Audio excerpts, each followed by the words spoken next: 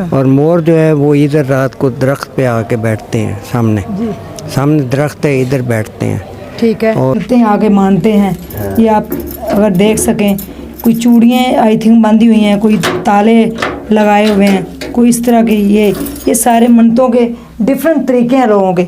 अंदर मैं आपको कमरे में दिखाती हूँ जहाँ पे उन्होंने चिल्ला काटा था। वो कमरा आज भी बाकी है, पहाड़ के अंदर ही बनाया गया है। तो हम अंदर चलते हैं। बिस्मिल्लाहिर्रहमानिर्रहीम। अस्सलामुअलैकुम नाजरीन, मैं हूँ उज़मा और आप देख रहे हैं आपका चैनल स्ट्रॉन्ग उज़मा। नाजरीन, इस टाइम मैं कलर कहार के अंदर मौजूद हूँ और हूबहू मोरों वाली सरकार के दरबार पर मौजूद हूँ। इनको मोरों वाली सरकार क्यों कहा जाता है और हूबहू का नाम किसने दिया, ये दो भाई कौन हैं, किन के पोते हैं, किन के बेटे हैं, और दोनों की इकट्ठी यहाँ पे कब्र मुबारक है, कब्रें मुबारक है दोनों की इकट्ठी। और यहाँ पे इनका मज़ार है, बड़ा खूबसूरत सा ब्लू कलर का ऊपर गुंबद है, बहुत खूबसूरत। और अंदर दोनों भाई जो हैं वो दफन हैं। हूबहू इनको क्यों कहते हैं, मोरों वाली सरकार क्यों कहते हैं, मोरों का क्या ताल्लुक़ है, सारी बातें आज जितनी भी हिस्ट्री है पीछे वो मैं आपको बताऊंगी कि कैसे इनके तबलीग के लिए यहाँ पे पहुँचे, इनको किसने भेजा और मराठों के साथ जंग किस तरह से हुई, और सारी ये जो हिस्ट्री है हम अंदर चल के जानते हैं और आपको दोनों शहज़ादों की कब्रें भी दिखाते हैं। फिर यहाँ पे बुजुर्गान दीन जो दूसरे थे, हज़रत सुल्तान बाहू सरकार रहमतुल्लाह अलैह और हज़रत बाबा फरीदुद्दीन गंज शकर रहमतुल्लाह अलैह, इन दोनों ने यहाँ पे चिल्ला भी काटा। और इनके जाने के बाद जब ये शहीद हुए, कैसे शहीद हुए, किस तरह से फतह हुई, किन के साथ जंग हुई, और ये सारी बातें हम आपको बताते हैं और चिल्ला गाह भी दिखाते हैं जहाँ पे उन दोनों ने बुज़ुर्गों ने चिल्ला काटा। तो आए मेरे साथ अंदर, हम आपको चल के मज़ार में दिखाते हैं।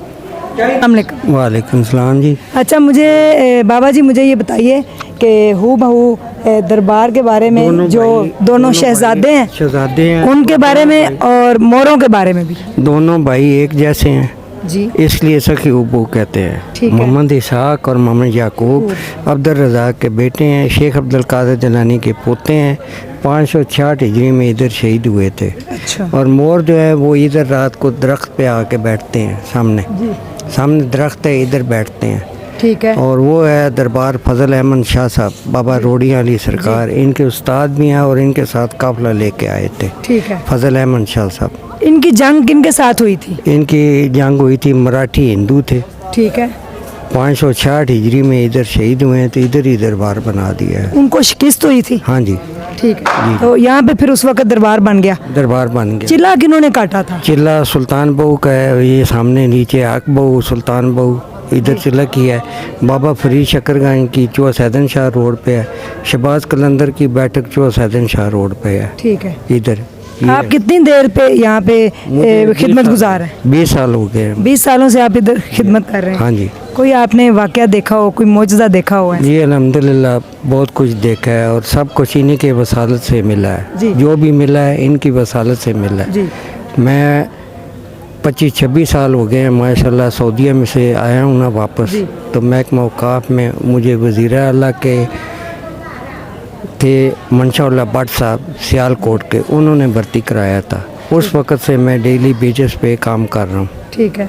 और अभी तक मुझे पक्का नहीं, लेकिन मैं रिटायर होने 60 साल उम्र पूरी होने वाली है। बताइए कि मोर यहाँ से कौन लेके गया था? यहाँ से एक आदमी मोर लेके गया था, वो अंधा हो गया था। अच्छा। फिर सारी ज़िंदगी उसने आलमान और सुपर आलमान की बस चलती थी, उनमें वो बेचारा शहीद हो गया, अभी नहीं है। उस दिन के बाद मोरों को किसी ने नहीं हाथ लगाया। जो वो यहाँ से ले गया था मोर को उठा के फिर वापस भी ले आया था, लेकिन उसकी आंखें वापस नहीं आई। जी जी नाजरीन, अब मैं आपको मज़ार शरीफ के अंदर लेके चलती हूँ। वहाँ पे दोनों शहज़ादों की कब्रें भी आपको दिखाते हैं और मज़ार भी आपको नज़र आ रहा है, खुला आता है। यहाँ पे मोर जो हैं वो अपने पंखों से सफाई करते हैं और इन्हीं दरख्तों के ऊपर आके रात को बैठते हैं और अभी हम चलते हैं अंदर और मैं आपको चल के अंदर का सारा विज़िट करवाती हूँ। ये है मोरों वाली सरकार, हू बहू शेख अब्दुल कादिर जिलानी रहमतुल्लाह के पोते दोनों हैं, मोहम्मद इसाक और मोहम्मद यकूब रहमतुल्लाह अलैह। इन दोनों ने मराठों के साथ जंग की थी और फिर उनको शिकस्त हुई और ये दोनों शहीद हुए। जब से इनका मज़ार इधर है और मोर जब से इन्होंने पाले हुए थे इधर, और कोई भी अगर यहाँ से मोर उठाता है तो वो अंधा हो जाता है। आए मेरे साथ।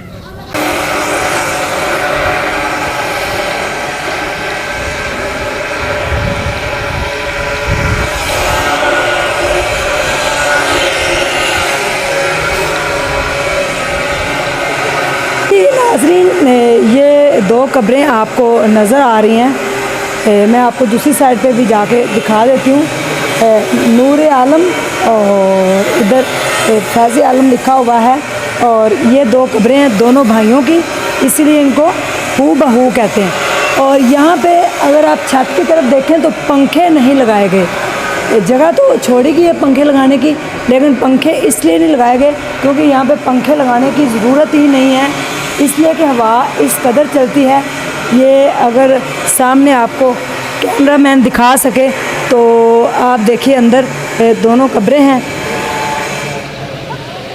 और मोहम्मद हज़रत सैयदना मोहम्मद इसाक रहमतुल्लाह अलैह और उनके भाई मोहम्मद याकूब रहमतुल्लाह अलैह, ये दोनों की दो शहीदों की कब्रें हैं। और ये ऊपर देखें छत को बड़ी नफासत के साथ और शीशा लगा के माशाल्लाह से बनाया गया है, बड़ी खूबसूरती के साथ। इसके अंदर नक्शो निगार के साथ आयतल कुर्सी लिखी गई है और छत के ऊपर भी कुछ कुरानी आयात लिखी गई हैं। तो यहाँ से अगर बाहर आएँ तो ये देखें चारों तरफ ये ऐसे मज़ार बना हुआ है और अभी तक पंखे नहीं लगाए गए क्योंकि पंखे लगाने की ज़रूरत ही नहीं पड़ती। यहाँ पे हवा इस कदर ठंडी चलती है कि ठंड लगना शुरू हो जाती है। रात भी जब हम यहाँ पे ठहरे थे तो यहाँ पे बहुत ठंड थी। अगर आप इधर मेरे साथ आ जाएं तो ये नीचे बागात हैं सारे और सामने आपको झील नज़र आ रही होगी।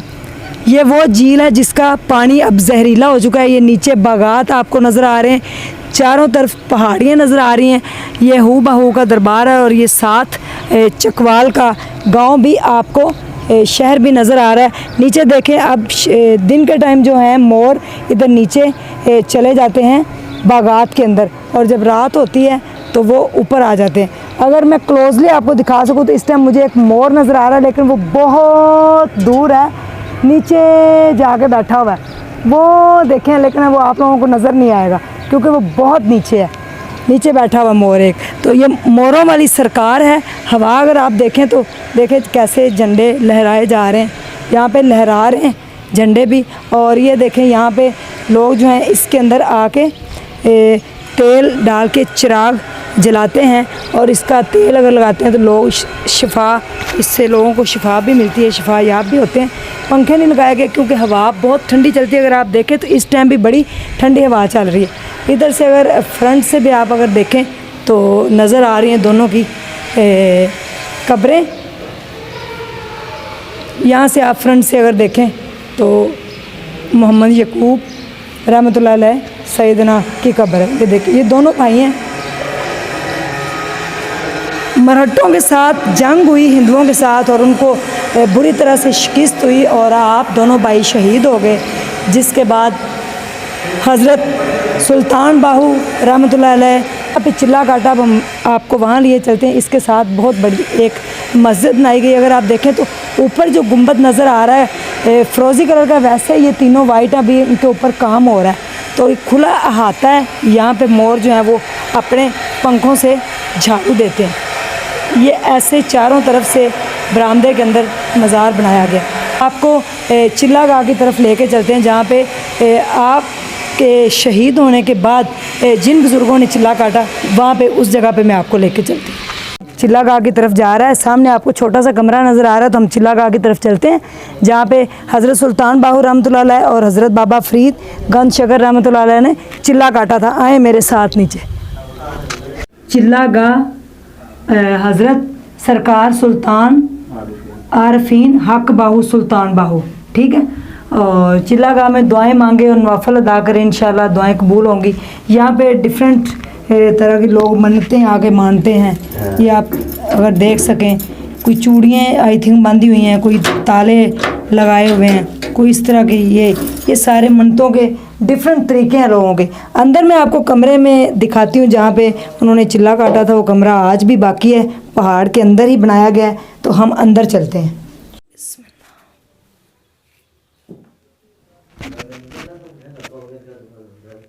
नाज़रीन, ये एक बिल्कुल है गार की शक्ल है। अगर आप देखें तो बिल्कुल ये देखें पहाड़ है और गार की शक्ल है। यहाँ पे पहाड़ी के अंदर एक गार नुमा कमरा छोटा सा बनाया गया है, जिसके अंदर हज़रत सुल्तान बाहू सरकार रहमतुल्लाह अलैह और हज़रत बाबा फरीद गंज शकर रहमतुल्लाह अलैह ने चिल्ला काटा था। ये वो जगह है, ये वो मुकाम है। यहाँ पे लोग आके नवाफल भी अदा करते हैं और इबादत भी करते हैं। ये वो मुकाम है जहाँ पे बुज़ुर्गों ने चिल्ला काटा था। 2 शहज़ादों के शहीद होने के बाद इनके लिए आए थे। जब 2 शहज़ादे शहीद हो गए तो इनके लिए आए थे। तो ये आज़म, ये इसमें आज़म है, हु अल्लाह हु मोहम्मद सल्लल्लाहु अलैहि वसल्लम, ये भी लिखा गया यहाँ पे। ये इसमें आज़म है, इसका वो ज़िक्र करने के लिए भी देते हैं। तो ये वो मुकाम है जहाँ पे चिल्ला गाह बनाई गई, जहाँ पे चिल्ला काटा गया था। पहाड़ी के अंदर, पत्थर के अंदर है। और यहाँ पे तामन करके शुक्रिया अदा करें।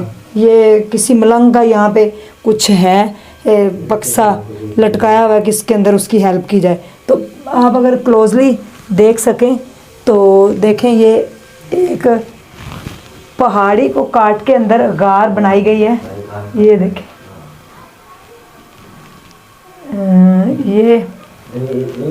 ये पहाड़ को काट के ये गारनुमा छोटा सा जो है वो कमरा बनाया गया।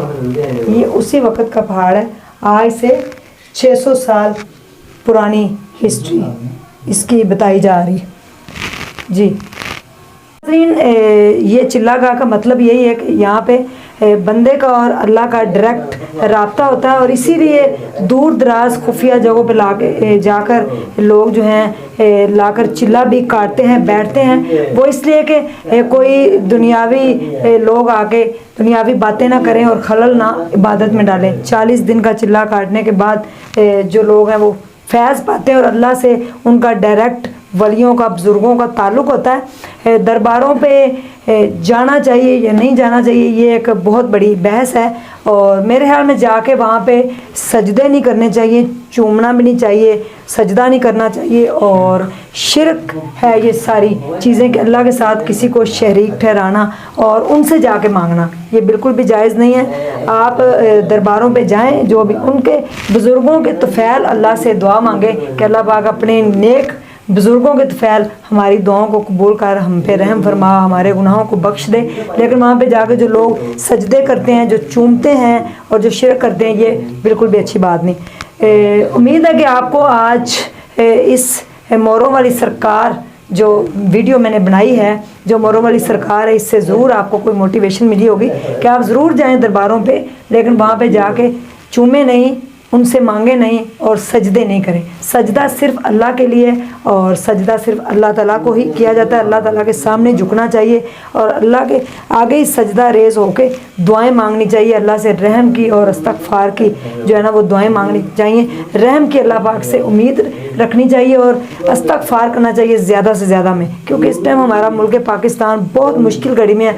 तो अल्लाह पाक इन बुज़ुर्गों के तुफ़ैल हमारे मुल्क पाकिस्तान की खैर हो और कायम और दायम और चमकता और दमकता रहे। और यहाँ पे जब भी आएँ तो मोर आपको नज़र आए, उनको तंग मत करें, क्योंकि मिसालें लोगों ने जो दी, लोगों ने अपना आँखों देखा हाल बताया कि जो भी यहाँ से मोर लेके जाता है वो अंधा हो जाता है। तो ऐसी गलती कभी भी मत करें। जैसा कि मैंने पहले भी बताया कि फैसलाबाद की एक फैमिली के साथ ये हुआ है कि पूरी फैमिली अंधी हो गई थी। बाद में वो मोर वापस भी छोड़ गए थे, लेकिन उनकी बुनियाई कहते हैं कि वापस नहीं आई। इसी तरह एक और बंदे की नज़र भी चली गई थी और वो फिर बसों के अंदर मांगता था और वहीं पे फिर वो शहीद हो गया। तो इस तरह की ये चीज़ें मत करें, क्योंकि ये बुज़ुर्गों की चीज़ें हैं, उनके तुफ़ैल ही ये होते हैं जानवर। हमें इनको तंग नहीं करना चाहिए, छेड़ना नहीं चाहिए। मोरों वाली सरकार से मुझे दीजिए इजाज़त। ढेर सारा ख्याल रखिएगा, दुआओं में याद रखिएगा। अल्लाह हाफ़िज़।